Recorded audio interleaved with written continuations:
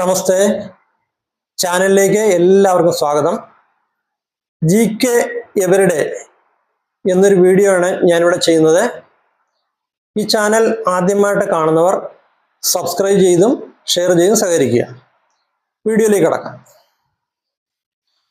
എത്രാമത് ലോക്സഭയാണ് 2024 കാലാവധി തികയ്ക്കുന്നത്?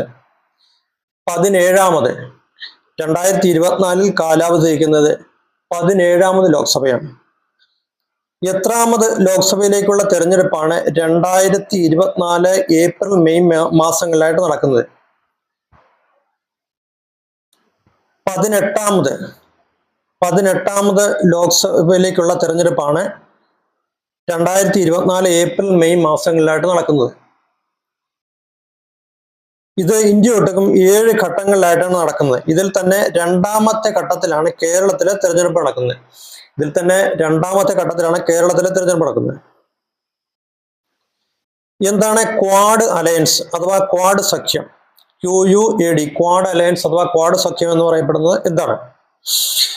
Asia Pacific മേഖലയിൽ ഉടനീളമുള്ള ചൈനയുടെ ശക്തമായ മുന്നേറ്റത്തെ പ്രതിരോധിക്കാൻ രൂപകൽപ്പന ചെയ്തുകൊണ്ടുള്ള ഇന്ത്യ, USA, ജപ്പാൻ, ഓസ്ട്രേലിയ എന്നീ രാജ്യങ്ങൾ തമ്മിലുള്ള അനൗപചാരിക തന്ത്രപ്രധാനമായ സഖ്യമാണ് ക്വാഡ് അലയൻസ്.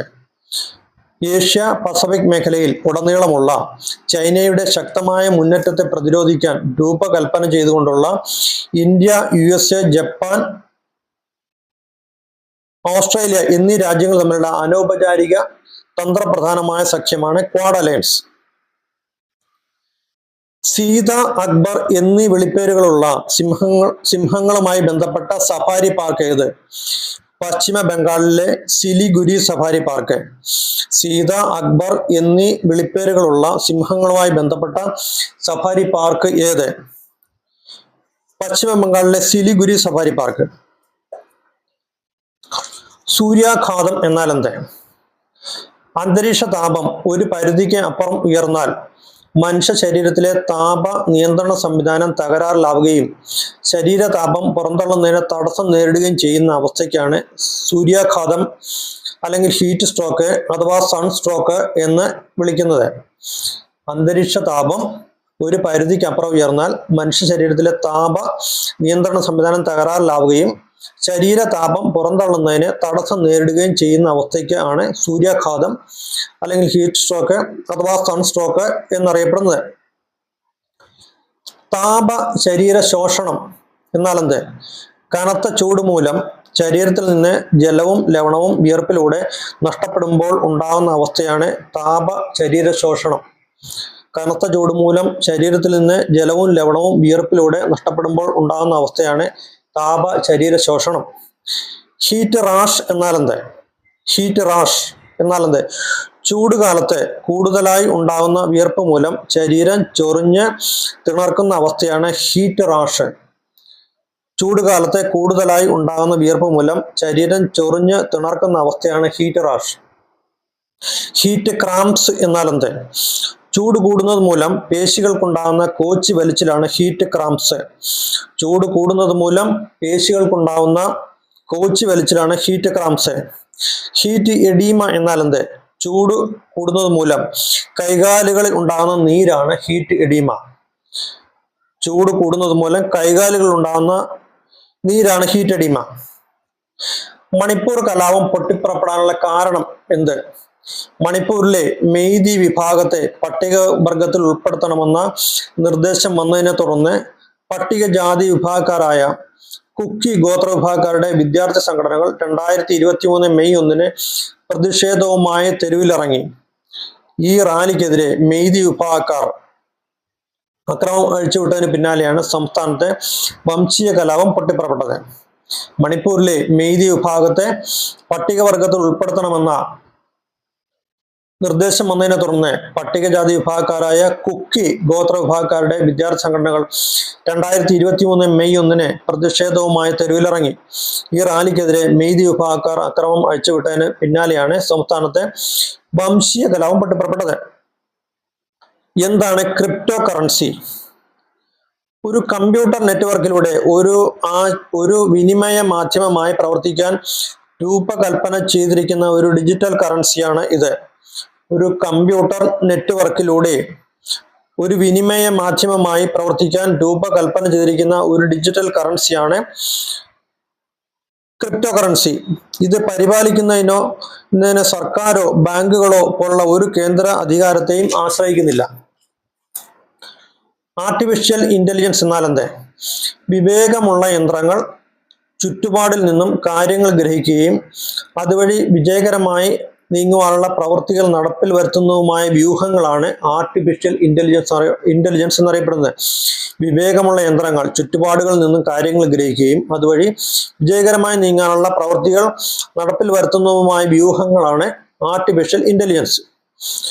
നാഥ് ദ്വാര എന്ന സ്ഥലം എവിടെയാണ്? രാജസ്ഥാൻ. ഇന്ത്യയിലെ പ്രമുഖ വ്യവസായി മുകേഷ് അംബാനിയുടെ പുത്രന്റെ വിവാഹ നിശ്ചയം നാഥ് ദ്വാര എന്ന സ്ഥലത്ത് വെച്ചായിരുന്നു. ദോസ്തി 16 എന്നാൽ എന്ത്? മാലദ്വീപ് രാജ്യത്തിന്റെ തീരത്തെ മാലദ്വീപ്, ശ്രീലങ്ക, ഇന്ത്യ എന്നീ രാജ്യങ്ങൾ ചേർന്നുള്ള ത്രികക്ഷി നാവിക അഭ്യാസത്തെ ആണ് ദോസ്തി 16 എന്ന് പറയുന്നത്. മാലദ്വീപ് രാജ്യത്തിന്റെ തീരത്തെ മാലദ്വീപ്, ശ്രീലങ്ക, ഇന്ത്യ എന്നീ രാജ്യങ്ങൾ ചേർന്നുള്ള ത്രികക്ഷി നാവിക അഭ്യാസത്തെയാണ് ദോസ്തി 16 എന്ന് പറയുന്നത്. വാഗ്നർ കൂലിപ്പട്ടാളം എന്താണ്? വാഗ്നർ കൂലിപ്പട്ടാളം ഉക്രൈന് എതിരെയുള്ള യുദ്ധത്തിൽ റഷ്യയോടൊപ്പം ചേർന്ന് യുദ്ധം ചെയ്യുന്ന കൂലിപ്പടയാളികളാണ് വാഗ്നർ കൂലിപ്പട്ടാളം. ഉക്രൈന് എതിരെയുള്ള യുദ്ധത്തിൽ റഷ്യയോടൊപ്പം ചേർന്ന് യുദ്ധം ചെയ്യുന്ന കൂലിപ്പടയാളികളാണ് വാഗ്നർ കൂലിപ്പട്ടാളം. എന്താണ് ഭാരത് ശക്തി? ഇന്ത്യ തദ്ദേശീയമായി വികസിപ്പിച്ചെടുത്ത ആയുധ സംവിധാനങ്ങളുടെ കരുത്ത് അറിയിക്കുന്നതിനായി കര, നാവിക, വ്യോമ സേനകൾ പൊഖ്റാനിൽ നടത്തിയ സൈനിക അഭ്യാസമാണ് ഭാരത് ശക്തി. ഇന്ത്യ തദ്ദേശീയമായി വികസിപ്പിച്ചെടുത്ത ആയുധ സംവിധാനങ്ങളുടെ കരുത്ത് അറിയിക്കുന്നതിനായി കര, നാവിക, വ്യോമ സേനകൾ പൊഖ്റാനിൽ നടത്തിയ സൈനിക അഭ്യാസമാണ് ഭാരത് ശക്തി. എന്താണ് അഗ്നി 5 മിസൈൽ അഥവാ മിഷൻ ദിവ്യാസ്ത്ര? അഗ്നി 5 മിസൈൽ അഥവാ മിഷൻ ദിവ്യാസ്ത്ര ഇന്ത്യ തദ്ദേശീയമായി വികസിപ്പിച്ചെടുത്ത MIRV, അതായത് multiple independently targetable reentry vehicle, missile ആണ് അഗ്നി 5 മിസൈൽ. DRDOയും ഭാരത് ഡൈനാമിക്സും സംയുക്തമായി വികസിപ്പിച്ചെടുത്ത സാങ്കേതിക വിദ്യയാണ് ഇതിൽ ഉപയോഗിച്ചിരിക്കുന്നത്. 2 മുതൽ 10 വരെ ആണവ പോർമുനകൾ വഹിക്കുന്ന മിസൈലിന് 5500 കിലോമീറ്റർ വരെ പ്രഹരശേഷിയുണ്ട്. ഒഡീഷ തീരത്തെ APJ അബ്ദുൽ കലാം ദ്വീപിൽ നിന്നുമാണ് അഗ്നി 5 മിസൈൽ വിക്ഷേപിച്ചത്. അഗ്നി 5 മിസൈൽ ബാലിസ്റ്റിക് മിസൈലിന്റെ വിജയത്തിന് പിന്നിലെ മലയാളി വനിത DRDO മിഷൻ ഡയറക്ടർ ഷീന റാണി. തെരഞ്ഞെടുപ്പ് ബോണ്ട് എന്താണ്? 2018 തെരഞ്ഞെടുപ്പ് ബോണ്ട് സമ്പ്രദായം നിലവിൽ വന്നു. ഇത് പ്രകാരം വ്യക്തികൾക്കോ കമ്പനികൾക്കോ ഒരു പരിധിയുമില്ലാതെ എത്ര രൂപയുടെയും ബോണ്ടുകൾ ബാങ്കിൽ നിന്ന് വാങ്ങി രാഷ്ട്രീയ കക്ഷികൾക്ക് നൽകാം. നികുതി വിധേയമായിരിക്കില്ല. വിനിമയ ചുമതല SBIക്കാണ്.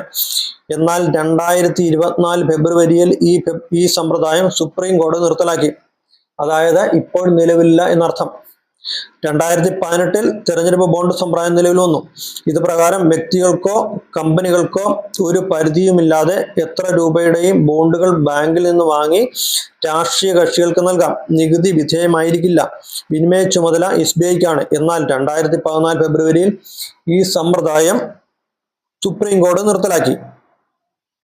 എന്താണ് പൗരത്വ നിയമ ഭേദഗതി 2019 അല്ലെങ്കിൽ CAA 2019? സിറ്റിസൺഷിപ്പ് അമെൻമെന്റ് ആക്ട് 2019.